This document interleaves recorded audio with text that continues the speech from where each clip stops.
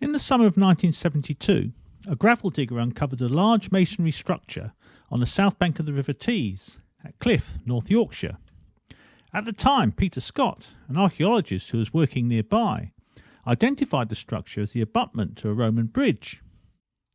Scott naturally assumed that what he had found was part of the Roman complex which had existed around the nearby fort at Piercebridge. Having now made his initial prognosis that the abutment was part of a bridge, Scott's dilemma was to explain how two Roman bridges had been built to carry Deer Street across the River Tees.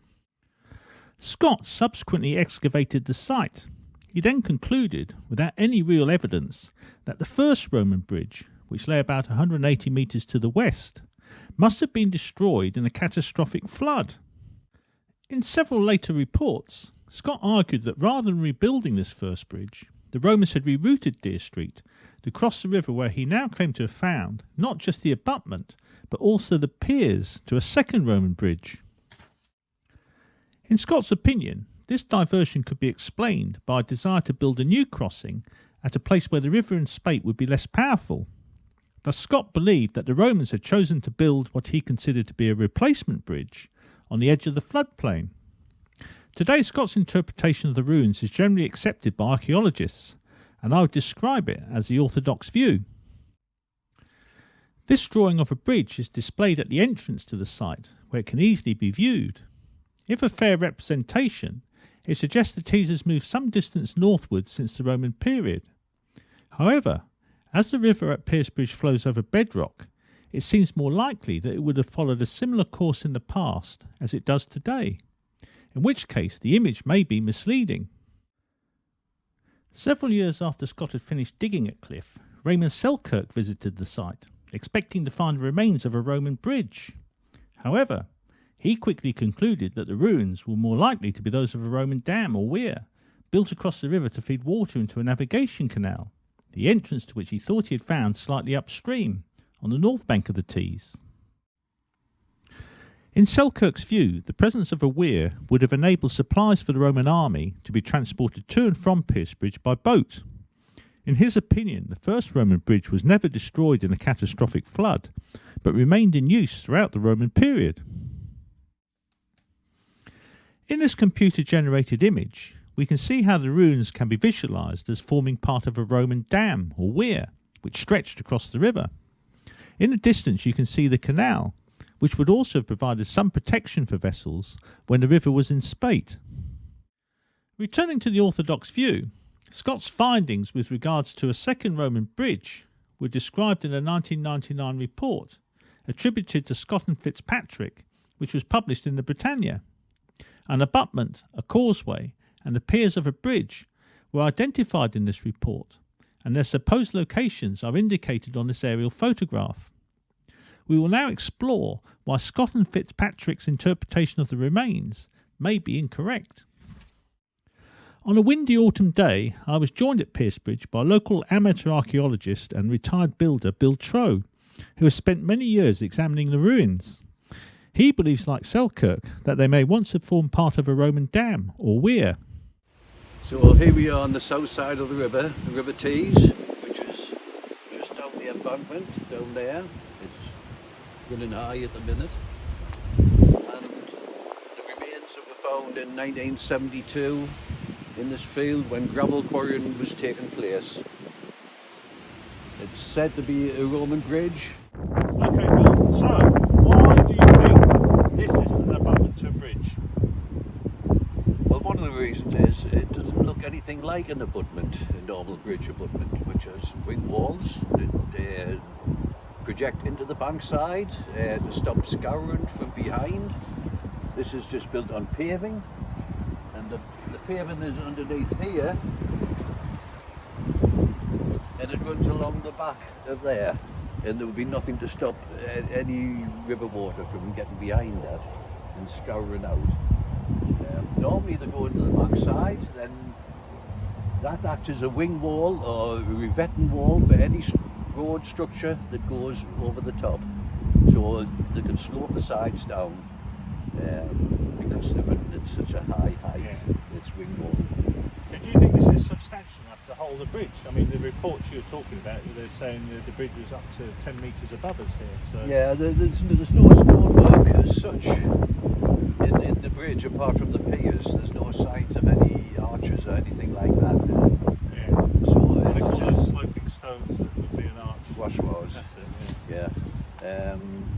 There's no signs of those, so it looks as if it's been a wood deck. Right. Those timber slots seem to be too small. Too low down, perhaps. Too low down, yes. Yeah. And is there anything around the back there in that far corner that's a bit? The historic photographs on the far corner indicate there's no paving under that little bit. It's quite possible when they laid the pavement they were going short in that corner. You can see slight subsidence of the stones in that particular area. And that would obviously affect the bridge if there was a bridge here. Yes. It's not the normal construction that have the foundations of a Roman bridge. Normally you stand on piles or they've taken down the suitable foundation. But the argument is that the paving that's been laid here prevents any scouring from underneath any piers or abutment. Right. So what do you think this is? What do you think it is? I know Raymond Selkirk said there's an end plate to a dam. Do you think that's right? Well, it looks as if it's just a retaining wall to carry the footbridge onto the structure. Right. And then the main dam or the main weir would be further down there. This would be about the height according to the engineer, but the report on the excavation recommended another 5 metres above this height. Really? Yeah. Really. Where's all the stone gone? Ah, well, it took it away to be used elsewhere. All right, left this bit behind. Yeah. All right, good. You can come down. So this is the site of Pier 1, the assumed Pier 1. It's a hole in the pavement stones. There's no signs of any metalwork or anything left behind, lead or anything like that. There's no records of anything like that. It's just assumed that there was originally a pier in between this pavement which has been taken away, probably by the Romans for use elsewhere. This is the site of Pier 2. Pier 2, it's a different centre from the abutment than Pier 1. And again consists of just gravel that was left. The width of the pier was said to be up to here. It said that was a piece of the pavement that was remaining, so they assumed that that was the edge of the pier. There's no signs of any stonework or anything like that on this site, or metalwork or lead that may have come out of any clamp holes. This is the site of Pier 3, which comprises of a pile of stones, nothing like what was found at those two previous fictitious piers. The peculiar thing with these stones is that we do have a Pier 4 which is further on, and that's basically built with stones that are about 600 deep, 2 foot. Whereas in this Pier 3, there's no stones of that size at all. No, all the stones are smaller, which may point to the fact that it may be a smaller structure, not necessarily to counteract the big flood on the Tees. That's a tie bar. Metal would go down, a U-shaped metal would go down in that hole, along here in the next stone, and down. There's another one there, which all the stonework has been ripped apart here, and a lot of them have damage round about.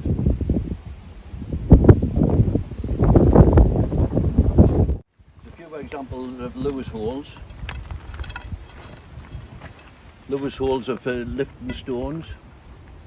There's only very few examples, and I believe that this was the lift stones in the centre of the construction when things were being built, because you couldn't hardly get them in without dropping them in vertically.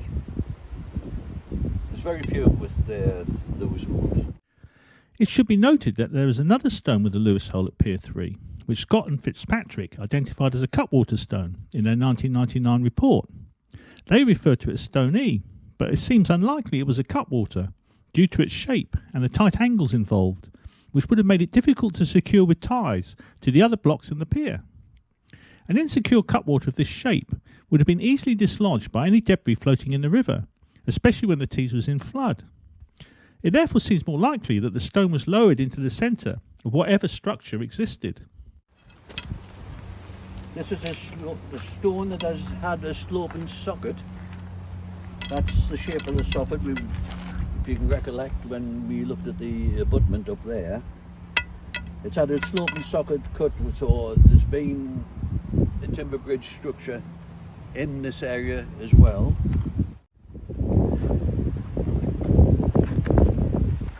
This is another stone with that angle cut out with the timbers. You see there. Right. Quite a large stone.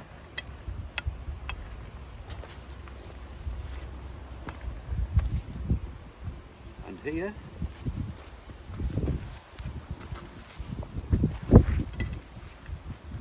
Do you know what sort of stone this is, sir? It's basically sandstone. Is the remains of a tie bar. That's the hole in which it went in, but it's when this structure has been demolished or wrecked, it's taken all that stone off with it. It's been a really powerful force of water through here. Yet we're still higher than a long way higher than what the river was. This is the site of Pier 4. It consists of stone paving tied together on the outside. Tie bars that were still intact, we threaded in with lead. Tie bars through, and it's been chiseled, formed the corner. And I believe that was the rear corner of a pier in this area. The line continues along there.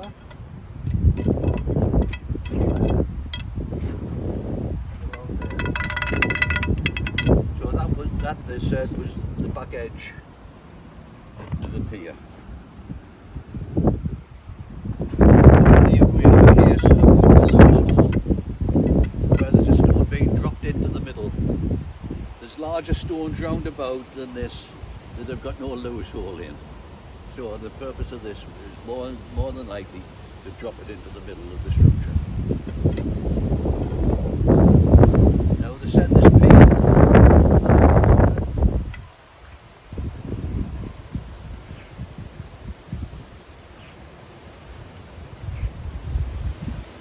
and this is the stone that they thought was at the cutwater. Now it's difficult to explain. See on my drawing how things come together. That is an edge, like what's being cut in the base over there. We have a tie bar here, we have an angle here. That angle's not right for cut water. The lead's still in there. Right. There's another one here.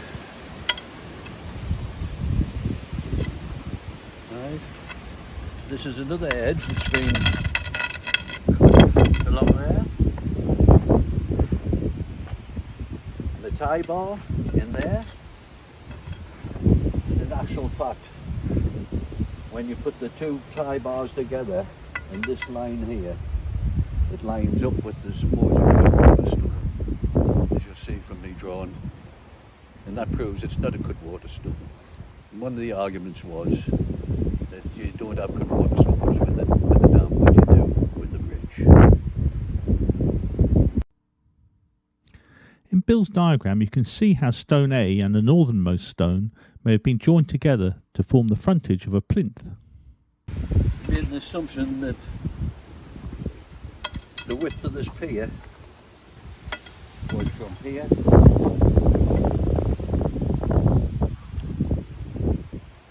to here.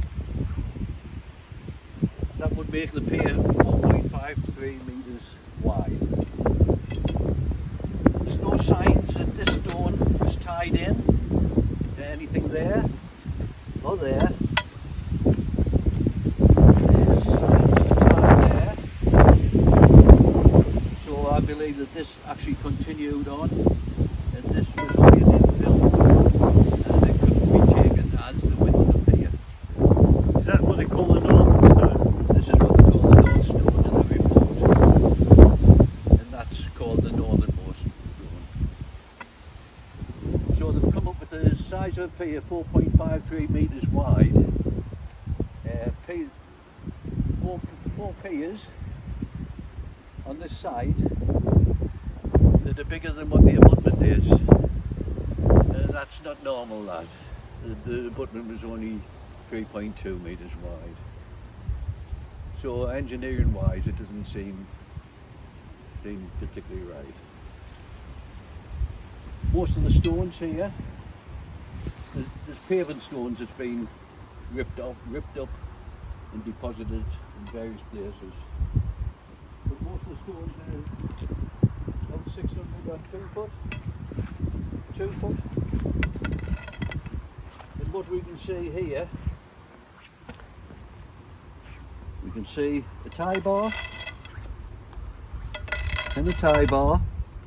So that's been the top of the stone. You can only have the tie bars on the top of the stone.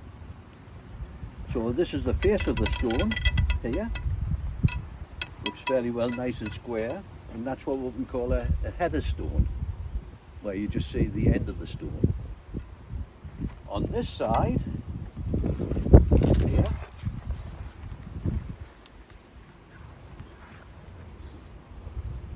we see a slot, and this was a slot for a dowel.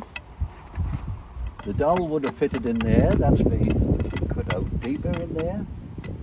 So the stone would slide along. You'd have a dowel sticking up from the understone like that. So that stone would slide along to a position where the dowel would go into there, then the stone would be dropped, and then the dowel would fit into that hole.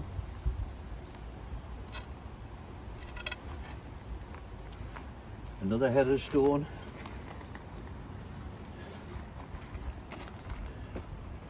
And this one's a stretcher stone, because that's a dowel slot underneath. Underneath there, it goes up where the dowel, where it'd come along and drop over the top of the dowel. You can do this by rollers, but you can see by the sketch how they would have created the wall. We can, by analysing these walls, we can see which direction the wall was built originally. In Bill's sketch we can see how a stone may have been lowered onto the structure and fixed in place using a dowel. Wooden rollers would have been used to manoeuvre the block, allowing the dowel to follow the channel which led to the upper dowel hole. Another stone would already have been laid to the left, but for clarity this has not been shown. The arrows indicate the direction in which the stone was laid and demonstrate that the wall was built from left to right. We have a stretcher stone. That's long ways. Right, so you've got headers and stretchers in modern brickwork. That's used in modern brickwork for strength.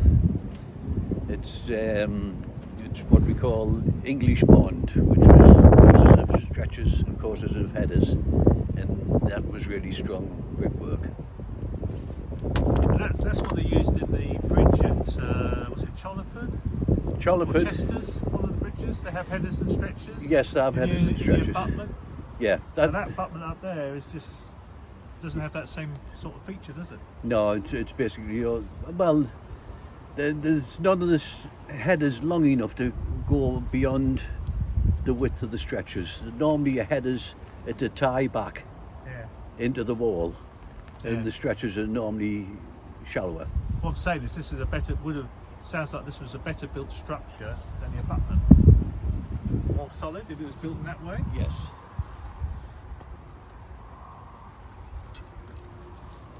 So there's examples all over the place here. Here's a header. There's a header. That's the face. And here on the top, you see where the two tie bars have been to tie the next stones. So you'd have had a stretcher over there like that, and this would be extra strength because it'd be wider than what the stretcher was.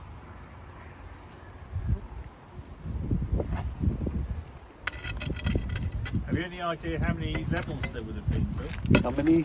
Levels. Is there any indication of how many levels there would have been of stretchers and No, headers? we don't know. We don't know, but there's not a lot of stones here. When this was wrecked, there must have been a massive flow through here. Yeah. And when you consider we're still a fair distance away from the river. So here we are at the end of the abutment. And what the archaeologist said was either the river had moved, so it necessitated taking the piers down and using the stone elsewhere. Another thought was that between piers 1, the abutment, and pier 1, and pier 1 and 2, and it silted up to about the height of this, necessitating the bridge to be knocked down and rebuilt, which was a bit crazy because how that's going to affect the bridge that's standing right up there. I've got no idea. So what they did, because of all the silt, they built this revetting wall, retaining wall, excavate down to within a foot of the pavement for some reason, and built this, what they call a neat wall. And I think a child could probably build it neater than this. It has been added on to, but there's 1 or 2 stones still as they were. It's about a foot of alluvium underneath. They built it on that, and why they didn't go down to the pavement.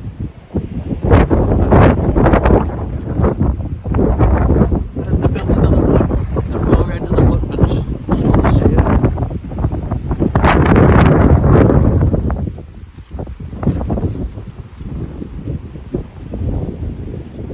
And there was another one who said that would come off here. Right. And they called that a revetted causeway. The causeway was to carry a road from just above the height of the abutment down between piers 3 or 4. The causeway doesn't really make sense, and it's quite possible that this causeway has been built by a local farmer, possibly after the Roman period, to claim land back down the river that would have flooded down there of this structure. So in 1983, Raymond Selkirk wrote a book, The Piercebridge Formula, where he looked at this and he believed that the paving represented the spillway of a Roman dam which crossed the river, and that would have allowed navigation up to Piercebridge. The abutment was just an end wall to carry a lightweight bridge onto the dam for maintenance purposes. Any trees or shrubs that came down, they'd have to be periodically cleared from the dam. So we have a spillway, we have a dam, retaining wall up there to support a small bridge, and the pavement is the spillway. Of course, this didn't go down very well. He's built the Piercebridge formula.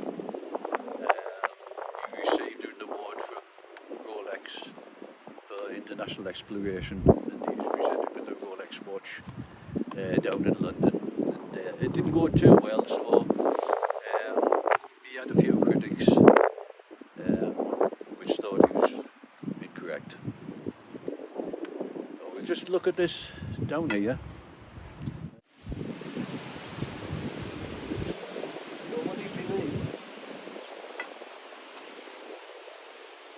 Was that this was the end of the dam, and carried on across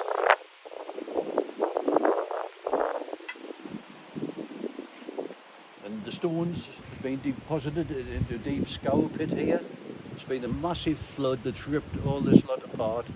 It's ripped pavement up, it's deposited stones into a hole, massive stones, right? And the reason for that is because the causeway wall was more than likely built after the Romans had left, and it was built by his land, and what he'd done then actually was dammed off the spillway of the dam, which allowed water to fill up behind it and not take its natural course. This was always originally the floodplain, so it would have been natural for the river to come through here.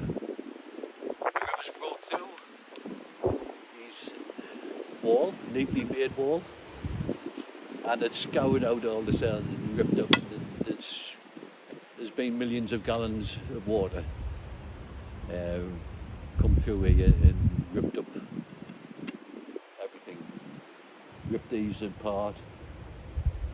The tie bars, there's evidence of them just being ripped from the stone. The stone's broken.